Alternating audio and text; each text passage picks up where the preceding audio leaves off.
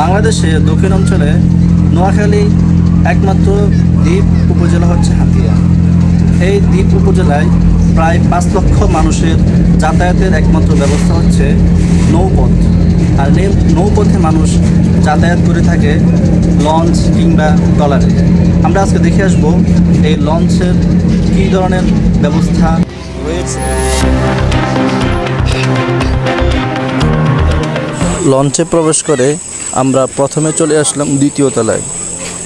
দ্বিতীয় তলার এই রুমটি সম্পূর্ণ শীততাপ নিয়ন্ত্রিত এবং পরিবেশটা অনেক সুন্দর।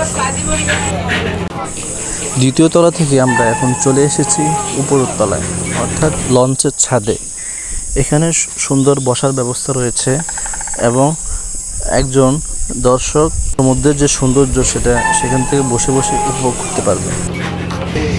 আমরা এই মুহূর্তে লঞ্চের একজন মেকানিজমের দায়িত্বে যিনি আছেন তার সাথে আমরা কথা বলবো লঞ্চের বিভিন্ন বিষয় নিয়ে।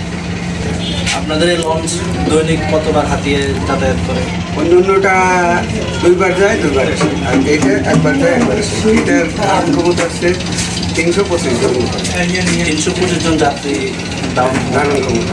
আচ্ছা, আর মানে যাতায়াত ভাড়া 100 যাইতে 150, আসতে 150।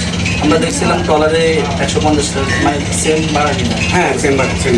আর বিভিন্ন ক্লাস ক্লাস এখানে ওইটা নির্ধারিত নেই, কারণ আমরা যখন সানমাটির টেকনাফ কক্সবাজার চলি তখন এখানে ক্লাস নির্ধারিত আছে। আচ্ছা। আর এখন সবার ভাড়া সেম? হ্যাঁ, এসিগুলো কি স্পেশাল কোনো ভাড়া? স্পেশালি একটু বাড়তি আছে, এসিগুলো একটু স্পেশাল বাড়তি আছে, হয়তো 50 টাকা বাড়তি। 50 টাকা। দর্শক, আমরা দেখতে পাচ্ছি স্ন্যাপ 24 ক্যামেরায় ট্রলারে যেখানে ছাদ খোলা নৌজাহানে সেখানে ভাড়া হচ্ছে 150 টাকা। আর এখানে এত সুন্দর ব্যবস্থায় সেম ভাড়া। তো যাতায়াতের জন্য এই লঞ্চটা হচ্ছে সবচেয়ে আপনাদের জন্য সুবিধাজনক।